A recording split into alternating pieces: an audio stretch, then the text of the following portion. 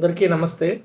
ఈరోజు కరెంట్ అఫైర్స్లో భాగంగా మనం కొన్ని టాపిక్స్ని డిస్కస్ చేసుకుందాం. అదేంటంటే, ఫిన్లాండ్ అధ్యక్షుడు ఇటీవల భారతదేశాన్ని సందర్శించారు. ఈ ఫిన్లాండ్ అనేది మనందరికీ తెలిసిందే. దీన్ని 1000 సరస్సుల భూమిగా పిలుస్తాం. ఐరోపా ఖండానికి చెందిన దేశం ఇది. అలాగే ఫిన్లాండ్ చెందినటువంటి అధ్యక్షుడు అలెగ్జాండర్ స్టబ్ ఢిల్లీ నగరాన్ని సందర్శించి నరేంద్ర మోడీతో కొన్ని ఒప్పందాలు చేసుకున్నారని మనకి ఇక్కడ తెలియజేస్తుంది. సో ఇక్కడ మనకి ఎలా అంటారంటే, ఇటీవల వార్తల్లో నిలిచినటువంటి అలెగ్జాండర్ స్టబ్ అనే వ్యక్తి ఏ దేశం చెందినవాడు అంటే ఫిన్లాండ్. అతను అధ్యక్షుడిగా ఫిన్లాండ్కు ఉన్నారు. అలాగే ఫిన్లాండ్ ఇటీవల నాటో సభ్య దేశాల్లో 31వ సభ్య దేశంగా కూడా చేరింది. నాటోలో మొత్తం 32 దేశాలు ఉన్నాయి. 32 దేశాల్లో 31వ దేశం ఫిన్లాండ్ అయితే 32వ దేశం స్వీడన్ అనేది 2024లో నాటోలో సభ్య దేశంగా చేరింది. అలాగే ఫిన్లాండ్ యొక్క కరెన్సీ యూరో అని కూడా మనం ఇక్కడ పిలుస్తాం. ఇది ఫిన్లాండ్ సంబంధించినటువంటి ప్రముఖమైనటువంటి కరెంట్ అఫైర్స్. అలాగే మార్చి 4న జన ఔషధి దినంగా జరుపుతారు. రీసెంట్గా వార్తల్లో నిలిచినటువంటి మార్చి 4 ప్రత్యేకత ఏంటంటే, జన ఔషధి దినోత్సవంగా ఏ తేదీ నిర్వహిస్తారంటే మనకి మార్చి 4వ తేదీన జన ఔషధి దినోత్సవంగా మనకి జరుపుతారు. అట్లాగే వార్తల్లో మరో అంశం మనకు కనిపిస్తుంది. ఒబేసిటీ కోసం WHO అంటే వరల్డ్ హెల్త్ ఆర్గనైజేషన్ జెనీవా ప్రధాన కేంద్రంలో ఉన్నటువంటి WHO, ఈ వరల్డ్ హెల్త్ ఆర్గనైజేషన్ అనేది ఒబేసిటీ ఈ మధ్యకాలంలో ప్రతి ఒక్క వ్యక్తిలో పెరుగుతుంది. ప్రతి దేశంలో కూడా ప్రధానమైన సమస్య ఉంది ఒబేసిటీ అని. ఆ ఒబేసిటీని 2030 సంవత్సరానికల్లా నిరోధించాలని ప్రకటన 2030 సంవత్సరాల నాటికి ఒబేసిటీని తగ్గించుకోవాలి అని చెప్పేసి WHO ప్రకటన చేసింది. అయితే ఇంతకీ ఒబేసిటీ అంటే ఏంటంటే, మనకు తెలుసు బాడీ మాస్ ఇండెక్స్ అంటాం. మన శరీరంలో ఏదైతే BMI అనేది 30 దాటి ఉంటుందో, 30 దాటి ఉంటే BMI నమోదైతే దాన్ని మనం ఒబేసిటీ అంటాము. 25 వరకు BMI నమోదైతే దాన్ని ఓవర్ వెయిట్ అంటాం అన్నమాట. సో ఓవర్ వెయిట్ ఇండికేట్ చేసేది BMIలు 25. అలాగే BMI 30 దాటినట్లయితే దాన్ని మనం ఒబేసిటీగా మనం పిలుస్తాం. అయితే ప్రపంచంలో ఒబేసిటీ ఎక్కువగా అంటే మనం దాని భాషలో లావు అనుకుందాం. లావుగా అవడం ఒబేసిటీ అంటే లావు పెరగడం, వెయిట్ పెరగడం. అలాగే ప్రపంచంలో ఒబేసిటీ ఎక్కువగా ఉన్న వ్యక్తులు ఏ దేశం ఉన్నారంటే చైనాలో ఉన్నారు. ఇటీవల ఒబేసిటీని ఎక్కువగా కలిగిన దేశాల్లో భారతదేశం అమెరికాని దాటి 2వ స్థానానికి వచ్చింది. సో ప్రపంచంలో ఒబేసిటీలో ఒకప్పుడు ఫస్ట్ చైనా, 2 అమెరికా ఉంటే ఇప్పుడు ఆ ఒబేసిటీ ర్యాంకింగ్లో ఫస్ట్ చైనా వచ్చి, సెకండ్ ఇండియా వచ్చి, థర్డ్ అమెరికా నమోదు చేసుకుంది. సో ఒబేసిటీ అనేది భారతదేశంలో ప్రధానమైన సమస్యగా ఉందని కారణం వివిధ రకాలైన ఆహార అలవాట్లు, వ్యాయామం లోపించడం, ఇవన్నీ కూడా మనకి WHO ప్రకటన చేయడం జరిగింది.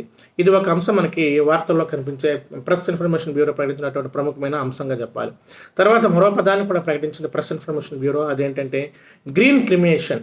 గ్రీన్ క్రిమియేషన్ అంటే ఏంటంటే, మనం ఇప్పుడు ఎవరైనా చనిపోతే కట్టెలతో కాల్చిన తర్వాత కొంత సమయం 1 గంట 2 గంటలో ఆ మనిషి కాలిపోయిన తర్వాత అది కాస్త బూడిదైపోతుంది. సో దీనివల్ల కట్టెతో కాల్చడం వల్ల కార్బన్ మోనాక్సైడ్, కార్బన్ డైఆక్సైడ్ వాతావరణం పెరిగి కాలుష్యం పెరుగుతుంది. కాబట్టి ఆ కార్బన్ తగ్గించడానికి ఎవరైతే చనిపోయారో ఆ వ్యక్తిని ఏం చేస్తారంటే పొటాషియం హైడ్రాక్సైడ్ను ఉపయోగించి 160 డిగ్రీలు అంటే ఒక గదిలో పొటాషియం హైడ్రాక్సైడ్ను ఒక ఆవిరి రూపంలో ఉపయోగించి 160 డిగ్రీల టెంపరేచర్ వద్ద ఆ యొక్క శరీరం అనేది ఎటువంటి బూడిద కూడా లేకుండా కాలిపోయేలా చేయడమే ఈ యొక్క గ్రీన్ క్రిమేషన్ యొక్క ప్రాధాన్యత. సో దీనివల్ల కాలుష్యం తగ్గుతుందని చెప్తారు. దీనికి ఒక పేరు పెట్టారు. దీని పేరే ఆల్కైన్ హైడ్రాలసిస్ అంటాం.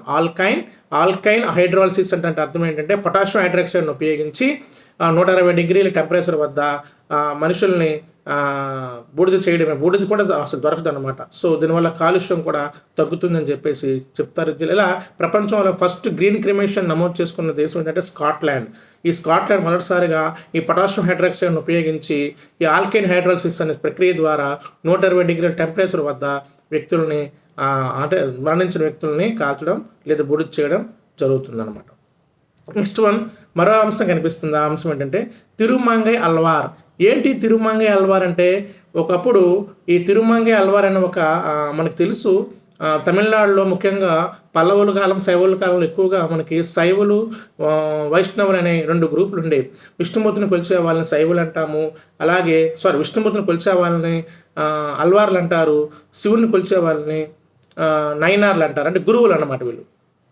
సో శివుణ్ణి కొలిచే శివభక్తులు లేదా శివగురువుల్ని మనం నయనార్లని, అలాగే వైష్ణవ గురువుల్ని అల్వార్లు అంటారు. అల్వార్లు 12 మంది ఉంటారు. అలాగే నయనార్లు 63 మంది అంటారు. అయితే ఇతను ఎవరు? తిరుమంగై అల్వార్ ఎవరంటే 12 మంది అల్వార్లో, విష్ణు భక్తుల్లో విష్ణు గురువుల్లో 12 మంది అల్వార్లు ఉంటే అందులో 12వ వ్యక్తి తిరుమంగై అల్వార్. ఇతను తమిళనాడు, ఈ శైవులు, వైష్ణవులు, ఈ నయనర్లు, ఈ యొక్క అల్వార్లు అందరూ తమిళనాడు ప్రాంతానికి చెందిన వ్యక్తులుగా మనం చెప్తాం. అయితే 8వ శతాబ్దం చెందినటువంటి తిరుమంగై అల్వార్ అనే గురువు, ఇతని యొక్క విగ్రహం, అతను 8వ శతాబ్దం చెందినవాడు అనమాట. అతను ఎవరు? తిరుమంగై అల్వార్. అయితే అతని యొక్క ప్రతిమను తమిళనాడులో ఉన్నటువంటి దేవాలయాల్లో అతని యొక్క ప్రతిమ, ఒక శిలా విగ్రహాన్ని దొంగలించారు ఒకప్పుడు. ఆ దొంగలించిన విగ్రహం అనేది ఎక్కడ ఉంది అంటే మనకి ఇంగ్లాండ్లో ఆస్మోలియన్ మ్యూజియం. ఇంగ్లాండ్లో ఆస్మోలియన్ మ్యూజియం అనే ప్రాంతం ఆక్స్ఫర్డ్లో ఉంది.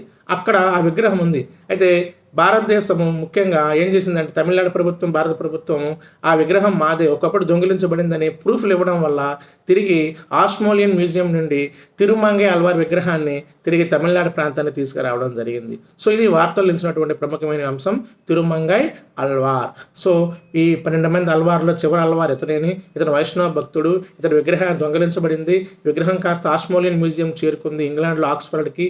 తిరిగి కేంద్ర ప్రభుత్వం, తమిళనాడు ప్రభుత్వం ఆ తిరుమంగై అనే విగ్రహం మాదని చెప్పేసి ప్రూఫ్లు ఇవ్వడం వల్ల తిరిగి ఆస్మోలియన్ మ్యూజియం నుండి తమిళనాడుకి తిరుమంగై అల్వార్ విగ్రహాన్ని తేవడం జరిగింది. ఇది కూడా వార్తల్లో మనకు కనిపిస్తుంది.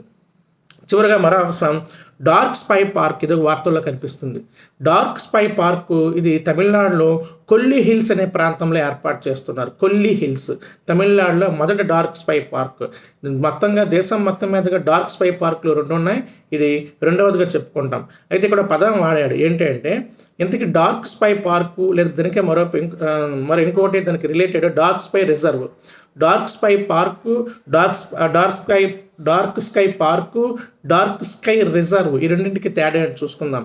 కాంతి కాలుష్యం లేని ప్రాంతాలు, ఏవైతే ఎక్కువ కాంతి కాలుష్యం ఉండదో అక్కడ అంటే దాదాపుగా ఆకాశం కొద్దిగా చిమ్మ చీకట్లా కనిపించాలి. ఆకాశం చిమ్మ చీకట్లా కనిపిస్తే ఆకాశంలో నక్షత్రాలను మనం పరిశీలించవచ్చు, ఖగోళ అంశాలను పరిశీలించవచ్చు. అలా నక్షత్రాలను, ఖగోళ అంశాలను పరిశీలించడం కోసం ఏర్పాటు చేసినటువంటి ప్రముఖ ఆస్ట్రో టూరిజం అంటాము. ఆస్ట్రో టూరిజం ప్రాంతాన్ని మనం dark sky park, dark sky reserve అని పిలుస్తాం. సో ఈ భారతదేశంలో మొట్టమొదటి డార్క్ స్కై పార్క్ ఎక్కడ ఏర్పాటు చేశారంటే మహారాష్ట్రలో పెంచ్ అని ఒక నేషనల్ పార్క్ ఉంది కదండి, అక్కడ మనకి మొట్టమొదటిసారిగా డార్క్ స్కై పార్క్ని ఏర్పాటు చేయడం జరిగింది. సో డార్క్ స్కై పార్క్ అంటే చీకటిగా ఉండే ప్రాంతాలు, కాంతి కాలుష్యం లేని ప్రాంతాల నుండి ప్రజలు వినోదం కోసము ఆకాశాన్ని పరిశీలించి ఆకాశంలో నక్షత్రాలను, ఖగోళంశాలను పరిశీలించడం కోసం ఏర్పాటు చేసిందే డార్క్ స్కై పార్క్. అది రెండవ పార్కు తమిళనాడులో మనకి కొల్లి హిల్స్ ఏర్పాటు చేశారు. మొట్టమొదటి పార్కు మహారాష్ట్రలో పెంచ్లో ఏర్పాటు చేశారు. ఇంక మరొకటి dark sky reserve. Dark sky reserve అనేది భారతదేశంలో మొదటిసారి ఎక్కడ ఏర్పాటు చేశారంటే లడఖ్లో ఏర్పాటు చేశారు. దాని పేరు Hanle dark sky reserve. Hanle dark sky reserve అనేది లడఖ్లో ఏర్పాటు చేయడం జరిగింది. ఇక్కడ ఒకటి గమనించాలి, డార్క్ స్కై పార్క్కు డార్క్ స్కై రిజర్వ్కి తేడా ఏంటి? తమిళనాడు ఏర్పాటు చేస్తుంది డార్క్ స్కై పార్క్. అట్లాగే మొట్టమొదటి డార్క్ స్కై పార్క్ మహారాష్ట్రలో పెంచ్ పార్క్. సో అయితే లడఖ్లో ఉన్నది డార్క్ స్కై రిజర్వ్. అంటే పార్క్ కన్నా రిజర్వ్ పెద్ద విశాలమైన ప్రాంతం. అంటే రిజర్వ్ కన్నా పార్క్ చిన్న ప్రాంతము, రిజర్వ్ అనేది డార్క్ స్కై రిజర్వ్ అనేది పార్క్ కన్నా చాలా పెద్ద ప్రాంతము. కాబట్టి దానికి dark sky park, dark sky రిజర్వ్కి చాలా తేడా ఉంది. ఇవి ఈరోజు మనకు అతి ముఖ్యమైనటువంటి కరెంట్ అఫైర్స్ అంశాలు.